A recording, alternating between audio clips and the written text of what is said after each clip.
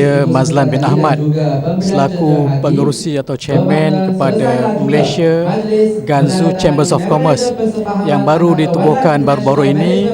Ingin mengucapkan tahniah kepada Kerajaan Malaysia dan juga Kerajaan China kerana hari ini telah termeteri beberapa MOU, Memorandum of Understanding, antara beberapa syarikat di Malaysia dan juga beberapa syarikat di China.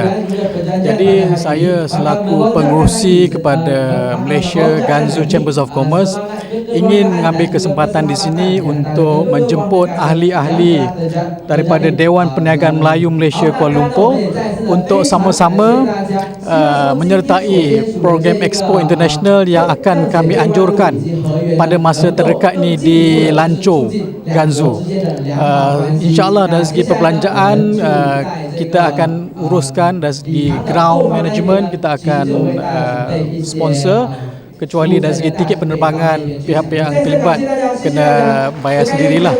Saya mengharapkan supaya kerjasama di antara Malaysia Gansu Chambers of Commerce dan juga Dewan Perniagaan Melayu Malaysia Kuala Lumpur akan dapat terjalin, akan dapat diperhebatkan lagi atas dasar untuk memperkasakan agenda Melayu dan Bumiputera, insya-Allah. Harapan saya dengan adanya hubungan yang lebih rapat antara kedua-dua negara, Malaysia dan China, maka akan lagi mudahlah usaha sama dari segi pertukaran budaya, dari segi hubungan dua hala yang babitkan urusan perniagaan dan sebagainya. Saya sendiri kerana lama terlibat dalam hubungan antara Malaysia dan China, saya merasakan inilah peluang, inilah masanya yang sepatutnya kita ambil untuk mempertekadkan lagi usaha sama antara kedua-dua belah pihak. Dan saya yakin insya-Allah suatu hari nanti kita akan nampak lagi banyak peluang-peluang perniagaan yang dapat dibentuk dan diusahakan bersama, insya-Allah. Terima kasih pada semua yang hadir pada hari ini yang menyaksikan bahawanya satu lembaran baru dalam perniagaan yang di bawah terajui oleh Yayasan Kebajikan Amal Bakti Malaysia. Dan dalam masa yang sama, keseimbangan tersebut kita mempunyai anak syarikat sebagai Biro Ekonomi kepada Yayasan Wanda International Management Sdn Bhd. Kami tersebut juga akan bekerjasama dengan Dewan Perniagaan Melayu Kuala Lumpur dalam pelbagai bidang perniagaan yang akan dilaksanakan selepas itu.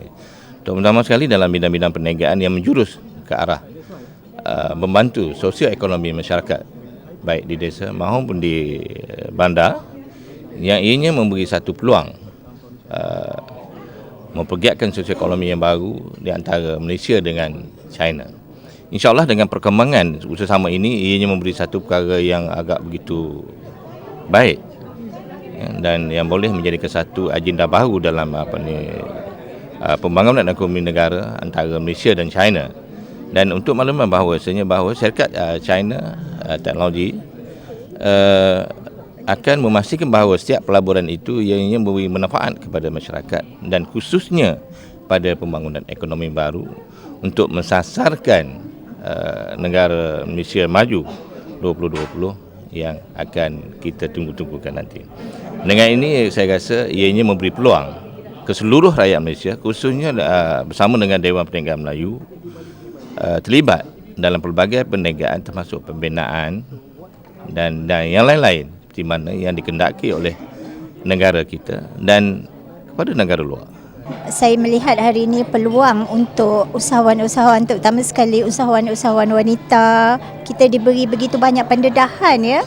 Dan sebenarnya kita ni bila kita melihat orang asing, the Chinese boleh datang buat pelaburan kat sini, buat satu trading center sebesar-besar itu, kenapa kita sendiri tak grab peluang ni daripada awal? Tetapi bila trading center dah disediakan, peluang untuk kita bekerjasama pun lebih luas kan, terutama sekali usahawan-usahawan wanita. Tadi kita mendengar tentang pertanian, tentang penternakan, dan kita tak menyangka mereka akan menternak lembu untuk kegunaan kita dan untuk dieksport ke luar negara. Begitu juga tentang buah-buahan kita yang boleh dieksport ke luar negara, dan diorang juga akan ekspor buah-buahan daripada China ke Malaysia.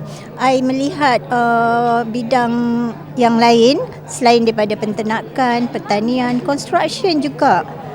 Walaupun kita bukan negara yang terlibat dengan gempa bumi, tapi bila didedahkan tentang kemudahan dan peluang-peluang yang kita boleh dapat daripada bidang pembinaan ni, wow, ini satu peluang yang hebat untuk usahawan-usahawan wanita yang terlibat dalam bidang pembinaan.